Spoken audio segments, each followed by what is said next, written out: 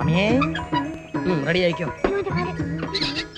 ശക്തിമയം ശിവ ശക്തിമയം ശക്തിമയം ഭുവനം ബ്രഹ്മമയം ശക്തിമയം ശിവ ശക്തിമയം ശക്തിമയം ശിവ ശക്തിമയം ശക്തിമയം ഭുവനം ബ്രഹ്മമയം. യമലോകം ഗച്ഛാമി. യമക യമക ബജാ യമക. ഇദ്ദേഹം ആലങ്കോട് ആസനത്തിലെ ആലങ്കോട് ആശ്രമത്തിലെ മഠാധിപതി സ്വാമി വൈകല്യാനന്ദ. വൈകല്യാനന്ദയോ? എന്താ ചട്ടനാണോ? ചട്ടനല്ല, പൊട്ടന. ഇത് നമ്മുടെ ശിഷ്യ സ്വാമിനി മൃത്യുഞ്ജയ. ഇത് നമ്മുടെ ശിഷ്യൻ സ്വാമി വക്രാനന്ദ. പ്രാണി നാം അങ്ങനെ എല്ലായിടത്തും ആസനസ്ഥനാകാറില്ല. എങ്കിലും ഈ ഗ്രഹത്തോട് ഒരു സാമീപ്യം തോന്നുന്നു. ആശ്രമത്തിലെ അന്തേവാസികളുടെ കുട്ടികൾക്ക് വേണ്ടി, ആശ്രമം സ്ഥിതി ചെയ്യുന്ന ഗ്രാമത്തിലെ കുട്ടികളുടെ എഡ്യൂക്കേഷന് വേണ്ടി ആശ്രമം ഒരു ക്ഷേമനിധി ഏർപ്പെടുത്തിയിട്ടുണ്ട്. അതിലേക്കായി സംഭാവന പിരിക്കാൻ ഇറങ്ങിയതാണ് കുഞ്ഞേ. Donation donation. അയ്യോ, അതിന് മഠാധിപതി എന്നെ നേരിട്ട് വരേണ്ട കാര്യം ഉണ്ടായിരുന്നോ? പൊതുജനങ്ങളിൽ നിന്നുള്ള പിരിവായതുകൊണ്ട് സ്വാമിജി നേരിട്ട് ഹാജരായതാണ് മളകെ. മകളെ, രസീത് കുറ്റിയില്ലാത്ത പിരിവായതുകൊണ്ടാണ് നാം നേരിട്ട് പ്രത്യക്ഷപ്പെട്ടത്. പൈസ ഒന്നും ഇവിടെ ഇരിപ്പില്ലല്ലോ സ്വാമി. മോൻ വന്നാലേ പറ്റൂ. മകൻ ഇപ്പോഴെങ്ങാനും മന്നിത്ത് വിട് സ്വാമി. അതെ, പോലീസ് ജോലിയാവുമ്പോ എപ്പോഴാ വരിക എന്ന് എങ്ങനാ പറയാൻ പറ്റുക? അതിന് മകന് പോലീസിലെ ജോലിയെന്ന് അമ്മയ്ക്ക് എങ്ങനെ മനസ്സിലായി? ഗോരക്ഷയം ലഭിച്ചവർക്ക് എന്താണ് അറിയാൻ കഴിയാത്തത് മകളെ? മകനെ ഒന്ന് കാണണമെന്ന് കരുതി ഇരിക്കായിരുന്നു. എന്താ പോലീസ് ഇടപെടേണ്ട വിധത്തിൽ സ്വാമിയുടെ മഠത്തിൽ എന്തെങ്കിലും പ്രശ്നങ്ങൾ ഉണ്ടായോ? ആരെങ്കിലും മഠം പിടിച്ചെടുത്തോ? അവിടെ സ്വാമി മാത്രമുള്ള ആസാമിയായിട്ട്. എന്താ പ്രശ്നം? ഒരു അപകട സൂചന. അപകട സൂചനയോ? അതെ, അകാരണമായി എന്റെ ശിഷ്യൻ അയ്യോ എന്ന് വിളിച്ചുവെങ്കിൽ അതൊരു അപകട സൂചനയാണ്. ഈ വീട്ടിൽ ഒരു അപകടം നടക്കാൻ പോകുന്നു. എന്താ അപകടം? മകന്റെ മാരേജ് കഴിഞ്ഞിട്ടില്ലല്ലോ? ഇല്ല, ആലോചന നടക്കുന്നു. ഇപ്പൊ നടക്കുന്ന ഈ ആലോചനയാണ് അപകടം. അഹം ബ്രഹ്മാസ്മി. അപകടം ബ്രഹ്മാവിന് ഉണ്ടാകുന്നാണല്ലോ ശാസ്ത്രം. ഇപ്പൊ നടക്കുന്ന ആലോചനയിൽ എന്ത് അപകടമോ സ്വാമി? നീച ജാതകമാണ് ആ കുട്ടിയുടേത്. ഈ വിവാഹം നടക്കാൻ അവർ വേറൊരു ജാതകം കാട്ടിയെന്നും വരാം. തിങ്കൾ ചൊവ്വ ബുധൻ വ്യാഴം, കഴിഞ്ഞ വെള്ളി ശനി, ശനിയുടെ അപഹാരം. ഈ വിവാഹം നടന്നാൽ നിങ്ങളുടെ മകന്റെ ജീവൻ അപകടത്തിലാവും. ശൂന്യം ശൂന്യം. പറയാൻ മറന്നുപോയി, വട്ടപൂജ്യം. വട്ടപൂജ്യം. സ്വാമി, പരിഹാരം എന്തെങ്കിലും? കുസുമേ കുസുമോൽപത്തി. സൂക്ഷിച്ചാൽ ദുഃഖിക്കണ്ട. ഇതങ്ങോട്ട് വേണ്ടെന്ന് വെക്കുക. അതെന്നെ പരിഹാരം. നാം ഇറങ്ങുന്നു. അയ്യോ, ഒരു ഗ്ലാസ് വെള്ളം പോലും തന്നില്ലെന്ന് പറഞ്ഞ ജയൻ എന്നെ വഴക്ക് പറയും. സാരമില്ല മളകെ, നിങ്ങളുടെ മകൻ ഞങ്ങൾ എവിടെ വെച്ച് കണ്ടാലും വെള്ളം കുടിപ്പിച്ചിട്ട് വിടാറുള്ളൂ. വരട്ടെ. മാതരം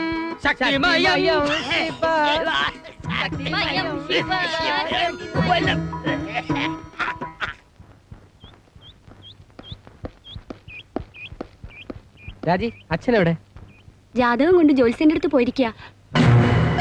ചേട്ടാ, കല്യാണം മുടക്കാൻ ഇവിടെ വന്നതുപോലെ അവർ അവിടെയും ചെന്നിരുന്നു അത്രേ. ഒരു എസ് വീട്ടിൽ വന്ന് കയറുന്നതിന്റെ അസൂയ.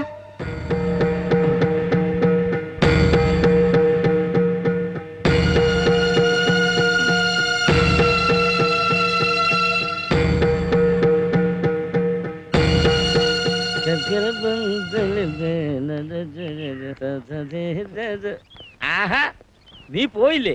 നന്നായി. ആവൂ, അദ്ദേഹം ഉണ്ടാവുന്ന സംശയമായിരുന്നു. 2 ജാതകങ്ങൾ അങ്ങോട്ട് കൊടുത്തു. ഓടിച്ചു നോക്കിയേ ഉള്ളൂ. ആ മുഖത്തെ പ്രസരിപ്പൊന്ന് കാണേണ്ടതായിരുന്നു. അച്ഛൻ വീണ്ടും നാടകത്തിലെ ഡയലോഗുകൾ പറഞ്ഞു തുടങ്ങി. നീ ഏത് മരക്കോടനാടാ? ഇത് നാടകത്തിലെ സംഭാഷണമല്ല. പിന്നെ ഞാൻ ജീവിതവിജയ സെന്ററിൽ നിന്ന് സംസാരിക്കുകയാണ്. എനിക്ക് സന്തോഷം സഹിക്കാൻ വയ്യ മക്കളെ. എന്താ അവശ്യ കലാകാരന്മാർക്കുള്ള പെൻഷൻ തുക വർദ്ധിപ്പിച്ചോ? ആർക്കൊരാ നക്കാപ്പിച്ച കാശ്? എന്റെ മോളുടെ SIയുടെയും ജാതകം കണ്ടിട്ട് അദ്ദേഹം പറഞ്ഞ എന്താണെന്ന് അറിയാവോ? 10 പൊരുത്തം. അത്രയല്ലേ ഉള്ളൂ. 10 10 പൊരുത്തവും ഒത്തുവരുന്ന ഒരു ജാതകം ഞാൻ അവക്ക് വേണ്ടി കൊണ്ടുവരുന്നുണ്ട്. എന്തിനാ മോനെ നീ വെറുതെ കഷ്ടപ്പെടുന്നത്? വരുന്ന വഴിക്ക് ജയശങ്കറിന്റെ വീട്ടിൽ കയറി ഞാനതങ്ങോട്ട് ഉറപ്പിച്ചു. ഈ വരുന്ന 14-ാം തീയതി നിശ്ചയം.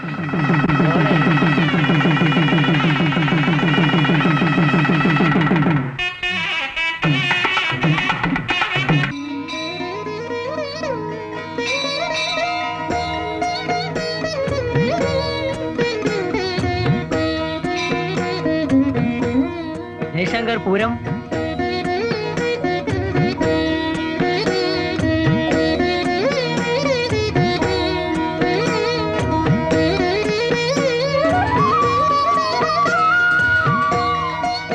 എന്താ ഒന്നുമില്ല, ഇന്ന് നേരത്തെ വരില്ലേ?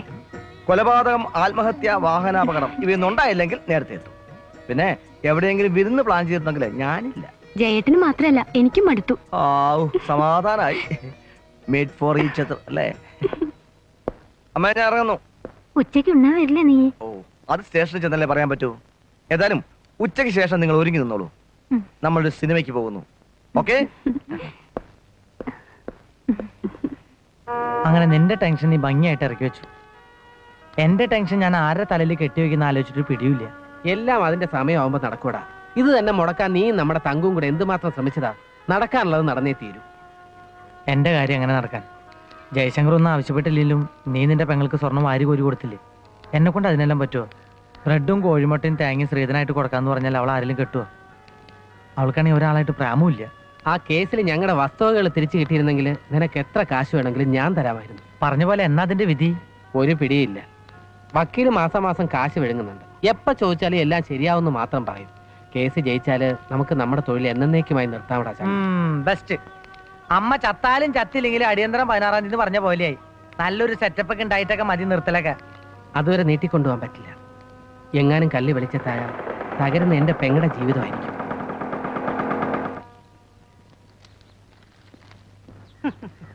എന്താ വക്കീൽ സാർ ഈ വഴിക്കൊക്കെ? എന്റെ കേസ് വല്ലതും പെൻഡിങ്ങിലുണ്ടോ? കേസ് ഉണ്ടെങ്കിലേ വക്കീലിന് കക്ഷികളെ കാണാവുന്നുണ്ടോ? ഇതാതാ ഈ താക്കോലം? എന്റെ സുഹൃത്താ ദിവാകരൻ. എന്ത് ചെയ്യുന്നു? ഇവിടെ നിന്ന് കാറ്റുകൊള്ളുക. അത് ഈ മെഡിക്കൽ റെപ്രസെന്റേറ്റീവാ. അപ്പൊ നമുക്ക് പറ്റിയ കേസൊന്നും വരാനുള്ള സാധ്യത കാണുന്നില്ലല്ലോ. ഇല്ല. അതിപ്പോ അങ്ങനെ തറപ്പിച്ച് പറയാൻ പറ്റില്ല. ചിലപ്പോ വന്നേക്കാം. അത് പിന്നെ മരുന്ന് കച്ചവടമാണല്ലോ. അപ്പൊ വ്യാജനും ഒറിജിനലും ഒക്കെ ഉണ്ടാവുമല്ലോ. അതാ ഉദ്ദേശിച്ചത്. അത്തരം ചീള കേസ് ആർക്ക് വേണം? കള്ളന്മാരുടെ കേസേ ഞാൻ വാദിക്കാറുള്ളൂ. അതിന്റെ സുഖം നിങ്ങൾക്ക് പറഞ്ഞാൽ മനസ്സിലാവത്തില്ല. എന്നാ ഒരു കാര്യം ചെയ്യും, പറയണ്ട. പറയും, ഞാൻ പറയും. മോഷ്ടിക്കുന്നതിനേക്കാൾ സുഖമാ മോഷ്ടിക്കുന്നതിന് വേണ്ടി വാദിക്കുന്നത്. സ്മാർട്ടായിട്ടുള്ള ചെറുപ്പക്കാരെ പ്രലോഭിപ്പിച്ച് ഈ രംഗത്തിറക്കുക എന്നത് ജാമ്യൻ ലൂക്കോസിന്റെ കടമയാണ്. പക്ഷെ ഇവനെ പോലെ അത്തപ്പാടി അപകടത്തിന് പോകാതെ വല്ല കാറോ ട്രെയിനോ കപ്പലോ അടിച്ചു മാറ്റാൻ പഠിക്കണം. അങ്ങനെയുള്ളവരെ നിയമത്തിന്റെ മുന്നിൽ നിന്ന് രക്ഷിക്കുമെന്ന് മാത്രമല്ല, മോഷണ സാധനത്തിന് ഡോളറിന്റെ വില തരും ഞാൻ. അപ്പൊ നിങ്ങൾ സംസാരിച്ചോണ്ടിരിക്കും, ഞാൻ പോട്ടെ. വരട്ടെ. നിങ്ങൾ കൂടി കേൾക്കേണ്ട കാര്യമാണ് ഞാൻ പറയാൻ പോകുന്നത്. എന്താ? കള്ളന്മാരുടെ ക്ഷേമത്തിന് വേണ്ടി ഒരു സഹകരണ സംഘം ആരംഭിക്കാൻ പോകും. അതിൽ എനിക്കെന്താ കാര്യം? ഇപ്പോഴില്ലെങ്കിലും ചാണ്ടി പറഞ്ഞ പോലെ കാര്യം ഉണ്ടാവും. കാരണം നിങ്ങളുടെ മുഖത്ത് നല്ലൊരു കള്ള ലക്ഷണമുണ്ട്. ആ സംഘത്തിന്റെ നിയമാവലി ഒരു നക്കൽ ഞാൻ തയ്യാറാക്കിയിട്ടുണ്ട്. ആ നിയമാവലി ഉണ്ടാക്കുമ്പോഴേക്കും നക്കാൻ തുടങ്ങിയോ? ആ നക്കലല്ല, ഇത് കരട് രേഖ. അതെ, ഇതിന്റെ ഒരു കോപ്പി ചാണ്ടി ഏൽപ്പിച്ചാൽ മതി. ഞാൻ സൗകര്യം പോലെ വായിച്ചു നോക്കിക്കോളാം. വരട്ടെ സർ. പിന്നെ ഞാൻ മണ്ടന്മാർക്ക് ഒരു അസോസിയേഷൻ രൂപീകരിക്കുന്നുണ്ട്. സാർ അതിന്റെ ആജീവനാന്ത പ്രസിഡന്റ് ആയ കൊള്ളാം. അത് കലക്കി. പഴയ പാത്രങ്ങൾ, നല്ല പരിചയമുള്ള ശബ്ദമാണല്ലോ. പഴയ പാത്രങ്ങൾ പേപ്പർ കുപ്പി തകരേ. പഴയ പാത്രങ്ങൾ പേപ്പർ കുപ്പി തകരേ. പഴയ പാത്രങ്ങൾ ഇവിടെ കൊടുക്കാണ്ട് അവിടെ വെച്ചാൽ സൗകര്യം പോലെ വന്ന് എടുത്തോളാം. ഇത് അവരല്ലേ? രാവിലെ തന്നെ തുടങ്ങിയോ നിരീക്ഷണം? പഴയ പാത്രങ്ങൾ കുപ്പി തകരേ. തൊഴിലിനോട് ആത്മാർത്ഥതയുള്ളവർ ഇങ്ങനെ വ്യാപകരില്ലാതെ ഇങ്ങനെ അധ്വാനിക്കുന്ന ഒരു കുടുംബത്തെ ഞാൻ വേറെ എങ്ങും കണ്ടിട്ടില്ല. ഭയങ്കര ആത്മാത്രയാ. പഴയ പേപ്പർ കുപ്പി തകരേ. പഴയ പഴയതാക്കണേ, പുതിയ തന്നെ ആക്കാലോ. പുല്ലന്റെ ആലെ തന്നെ വേണോ തങ്കിയ പുല്ലി കച്ചവടം? അയ്യോ, ഇത് ആരൊക്കെയാ? ചാണ്ടിക്കുഞ്ഞോ? ചാണ്ടിക്കുഞ്ഞിന്റെ വീട് ഇവിടെ ആയിരുന്നോ? അയ്യോ, എനിക്ക് അറിയത്തില്ലായിരുന്നു കേട്ടോ. അവന്റെ ഒരു നോട്ടം കണ്ടോ? ആ നോട്ടം സൂക്ഷിക്കണം. അവൻ ഫെവിക്കോളിനും പശ അടിക്കുന്നവനാ. പേടിക്കണ്ട ചാണ്ടിക്കുഞ്ഞെ. കൂടെ നിന്ന് കാലി വരുന്ന രാഷ്ട്രീയക്കാരെ പോലല്ല ഞങ്ങള്. ചാണ്ടിക്കുഞ്ഞിന്റെ വീട്ടിൽ കിടന്ന പ്രശ്നമില്ല. അല്ലെങ്കിൽ അവന്റെ ഒരു തമാശ പറഞ്ഞല്ലേ ചാണ്ടി. ഓ, എന്റെ കുഞ്ഞ് വെയിലത്ത് നടന്നു കിടന്നങ്ങ് ക്ഷീണിച്ചു പോയി. അതെന്നെ ക്ഷീണിച്ചു കൊച്ചു ചക്കുകുരു പോലെ. അല്പം ഡീഡിച്ച് കലിക്ക് 3 നേരം കൊടുത്താൽ മതി. പിന്നെ ഈ സാധനത്തിന് ശല്യം ഉണ്ടാവില്ല. ഏതായാലും ഇന്ന് റൂട്ട് ഇത് വഴിക്കാക്കിയത് നന്നായി. ഒരു വഴിക്ക് 1.5 ഓഹരി. വിശദമായിട്ട് പറയാം. തങ്കി ആദ്യമായിട്ടെന്റെ വീട്ടിൽ വന്നല്ലേ. അമ്മച്ചേ 2 പാൽ ചായ ഇട് എന്ന് പറയുന്നു വിചാരിച്ചു കഴിഞ്ഞാ ഇവിടെ പാല് വാങ്ങിക്കുന്ന കീഴ്വഴക്കില്ല. അതുകൊണ്ട് അമ്മച്ചേ 2 കട്ടകാപ്പി ഇട് എന്ന് പറയാന്ന് വെച്ചാ അമ്മച്ചി ഇവിടെ ഇല്ല, മണ്ണി നോക്കാൻ പോയിക്കാ. എടി ലിസിയെ നിനക്ക് ഇത്തിരി കട്ടകാപ്പി ഇട്ടൂടി എന്ന് പറയാന്ന് വിചാരിച്ചാൽ ലിസി ഇവിടെ ഇല്ല, ലിസി ടൈപ്പ് റൈറ്റിന് പോയേക്കാ. അതുകൊണ്ട് ഞാൻ തന്നെ പോയി 2 ചായ ഇടാന്ന് വെച്ചാൽ ചായപ്പൊടി ഇവിടെ ഇല്ല. മോൻ കട്ടകാപ്പി പിടിക്കോ സാറോ? അതല്ലേ. അതുകൊണ്ട് നിങ്ങൾ ഇവിടെ നിൽക്ക്, ഞാൻ അപ്പുറത്തെ കടയിൽ പോയി 2 ചായ കുടിച്ചിട്ട് ഞാൻ അവിടെ ഇരിക്കാം. ദരിദ്രവാസി. എന്താടോ ഹണിമൂൺ ട്രിപ്പൊക്കെ കഴിഞ്ഞോ? കഴിഞ്ഞു സർ. പെണ്ണ് കെട്ടി ഇങ്ങനെ കറങ്ങി നടന്നാ മതിയോ? എന്തായി തന്നെ ഏൽപ്പിച്ച കേസിന്റെ അന്വേഷണം? അന്വേഷിക്കുന്നുണ്ട് സാർ. ഇതുവരെ പ്രതിയെ ഫൈൻഡ് ഔട്ട് ചെയ്യാൻ കഴിഞ്ഞില്ല സാർ. പിന്നെ എന്ത് അന്വേഷണമാണോ? പ്രതിപക്ഷ നേതാവിന്റെ ബ്രീഫ് കേസാ പട്ടാപ്പകൽ മോഷണം പോയത്. വിലപ്പെട്ട രേഖകൾ അതിലുണ്ടായിരുന്നത്. പ്രതിപക്ഷത്താണെങ്കിലും അയാൾക്കുള്ള സ്വാധീനം എനിക്കറിയാമോ? മന്ത്രിസഭ എങ്ങാനും തിരിഞ്ഞു വന്നാൽ എന്റെയും തന്റെയും കാര്യം ഒക്കെ പോക്കാം. ഒരാഴ്ചക്കുള്ളിൽ അന്വേഷണത്തിന് റിപ്പോർട്ട് എന്റെ മേശപ്പുറത്ത് കിട്ടണം. Yes sir.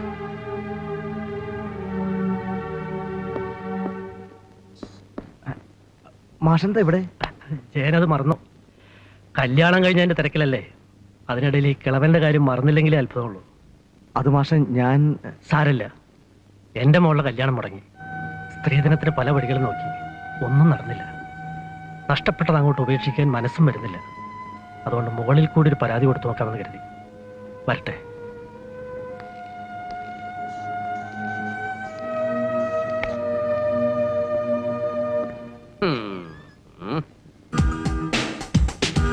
ഞാൻ തന്നെ ഇങ്ങോട്ട് വിളിച്ചു വരുത്തിയത് ഒരു പ്രധാന വിവരം അറിയാനാണ്.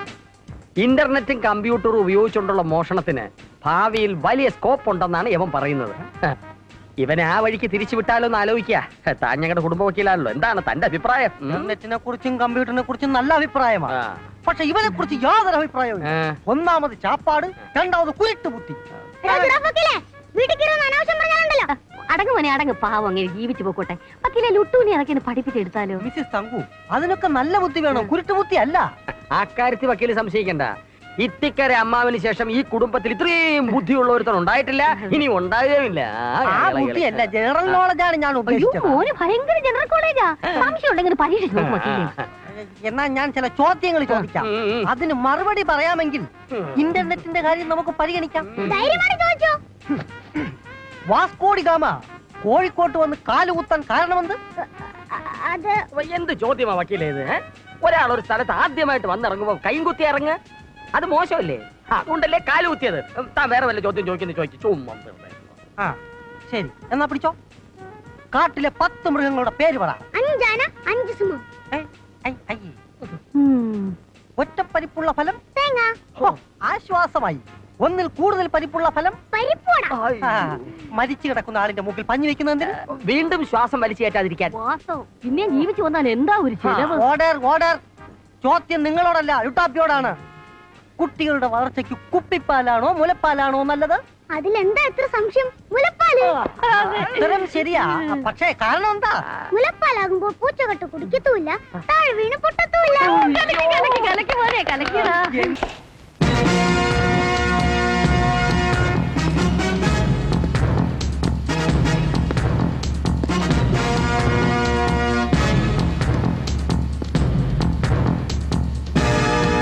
ദിവാര,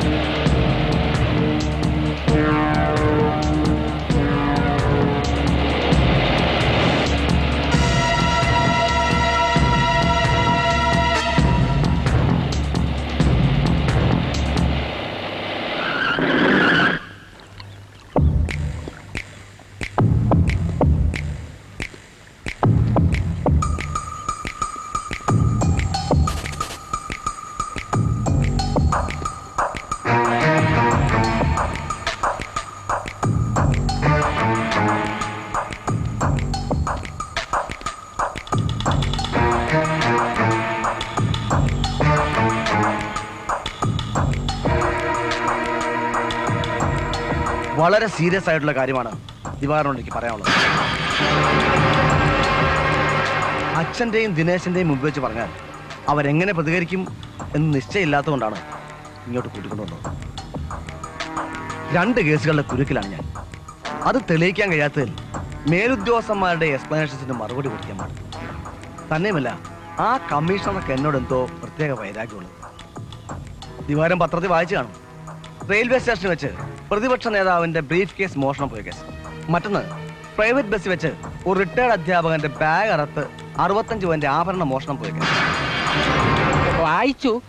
അത് റിട്ടയർഡ് അധ്യാപകനായിരുന്നു. അതെ, എന്താ ദിവാര? അല്ല, ഈ റിട്ടയർഡ് അധ്യാപകൻ എന്നൊക്കെ പറയുമ്പോ ഇടത്തരക്കാരനായിരിക്കുമല്ലോ. ഇത്ര അധികം സ്വർണം മോഷണം പോയാൽ അത് അയാളെ കൊണ്ട് താങ്ങാൻ പറ്റൂ? ഒരിക്കലുമില്ല. ഈ മാഷ് ഖദർ ധരിക്കുന്ന സ്വഭാവക്കാരനാണ്. അതെ, എന്താ? അല്ല, ഖദർധാരികളായ രാഷ്ട്രീയക്കാരെ തെരഞ്ഞു പിടിച്ച് പോക്കറ്റ് അടിക്കുന്ന ഒരു വിരുദ്ധൻ കാസർഗോട്ടുണ്ടെന്ന് ഇന്നാളെ ഞാൻ പത്രത്തിൽ വായിച്ചായിരുന്നേ. ഖദർ ധരിക്കുന്നവരെല്ലാം രാഷ്ട്രീയക്കാരാകണമെന്നുണ്ടോ? ആകണമെന്നില്ല. ഇതാണെന്ന് തെറ്റിദ്ധരിച്ച് ബാഗേറി മോഷ്ടിച്ചാവാൻ വഴിയുണ്ടല്ലോ. കാരണം ആ 2 കൃത്യങ്ങളും ഒരാൾ തന്നെ ചെയ്തതാവും എന്നൊരു സംശയം എനിക്കും ഇല്ലാതില്ല. അഴിമതിക്കാരനായ രാഷ്ട്രീയക്കാരന്റെ പെട്ടി പോലെ എനിക്ക് വിഷമമൊന്നുമില്ല. പക്ഷേ മാഷിന്റെ മകളെ കെട്ടിച്ചയക്കാൻ പറ്റുന്ന സ്വർണം പോലെ എനിക്ക് വിഷമമുണ്ട്. മാഷ് ഒരു പാവ. 10ാം ക്ലാസ്സില് എന്റെ മലയാള അധ്യാപകനായിരുന്നു.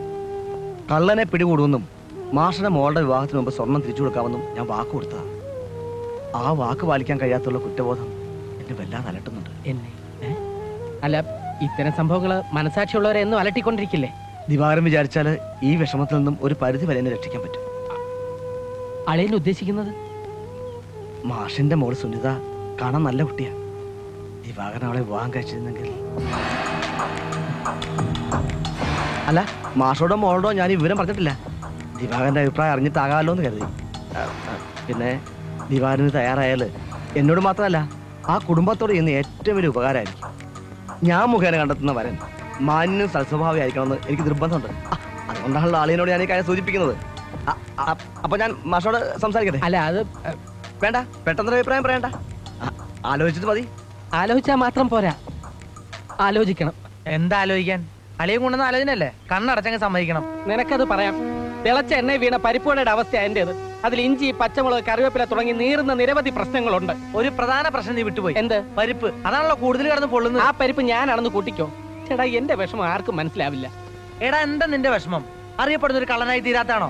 എന്നാ എന്നോട് പറ, ഇന്ന് തന്നെ പോലീസിന്റെ കള്ള ലിസ്റ്റിൽ പെടുത്തിയാ. വേണ്ട, സഹായിക്കണ്ട. എടാ, പിന്നെന്താ മാഷം മോളെ കെട്ടാൻ നിനക്ക് ഇത്ര മടി? കാണാൻ കൊള്ളാം, തറവാടിയാണെന്നൊക്കെ നിന്റെ അളിയിൽ തന്നെയല്ലേ പറഞ്ഞേ. പിന്നെ കാര്യമായിട്ടൊന്നും കിട്ടില്ല. അതാ ഞാൻ നോക്കിയിട്ട് പോരായ്മയുള്ളൂ. പക്ഷെ സ്ത്രീധനം മേടിച്ച് കെട്ടുന്നതിനോട് നിനക്ക് പണ്ട് എതിർപ്പായിരുന്നല്ലോ. ഇനിയിപ്പോ മോഷണൊക്കെ നിർത്തി ഭാര്യയുടെ സ്ത്രീധനം കൊണ്ട് രക്ഷപ്പെടാന്ന് വല്ല പരിപാടിയാണ് നിനക്ക്. അനാവശ്യം പറയരുത്.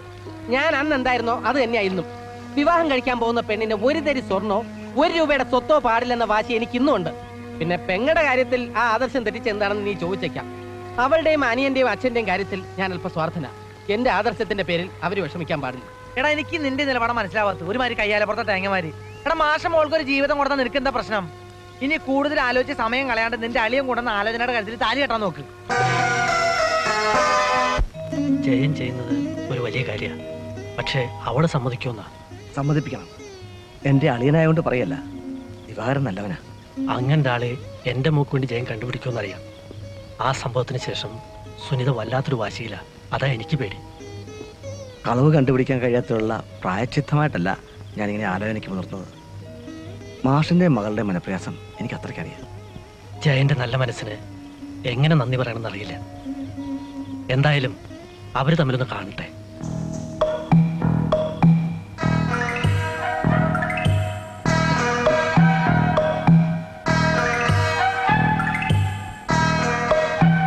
മധുരം പോരാന്നുണ്ടോ? ഏയ്, കറക്റ്റാ.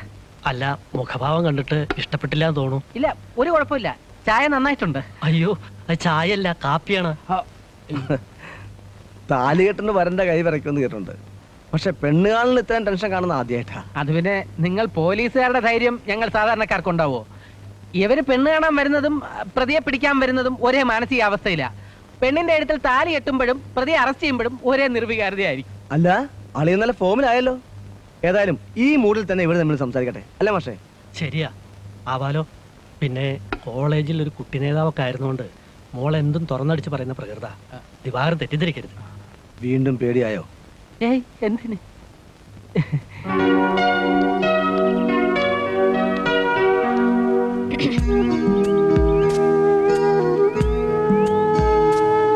എന്താ ചോദിക്കാനുണ്ടെന്ന് പറഞ്ഞത്? ഏയ്, ആര് പറഞ്ഞു? എനിക്കൊന്നും ചോദിക്കാനില്ല. എന്നാ ഞാൻ പോട്ടെ. നിക്കോ. സുനിതയ്ക്ക് എന്നെ ഇഷ്ടമായോ? എന്നെ ഇഷ്ടായോ? എന്റെ ചോദ്യത്തിനുള്ള മറുപടി ആയില്ല. അല്ല, ഈ ചോദ്യം വെറും ഔപചാരികമല്ലേ? ഒരു 5 നിമിഷം നേരം കൊണ്ട് അങ്ങനെ ഇഷ്ടമാകാൻ കഴിയുമോ? പിന്നെ ഇപ്പൊ നമുക്ക് പരസ്പരം വിലയിരുത്താൻ കഴിയുന്നത് നമ്മുടെ ബാഹ്യരൂപങ്ങൾ മാത്രമല്ലേ? കോളേജിൽ വലിയ നേതാവായിരുന്നു എന്നൊക്കെ അച്ഛൻ പറഞ്ഞപ്പോ ഇത്ര തീവ്രവാദിയായിരിക്കുമെന്ന് ഞാൻ കരുതിയില്ല. പിന്നെ ഒരാളെ ഇഷ്ടമാവാൻ ഒരുപാട് വർഷത്തെ പരിചയമൊന്നും വേണമെന്നില്ല. തുറന്നു പറയട്ടെ, ഈ ചുരുങ്ങിയ സമയം കൊണ്ട് സുനിതയെ എനിക്കിഷ്ടമായി.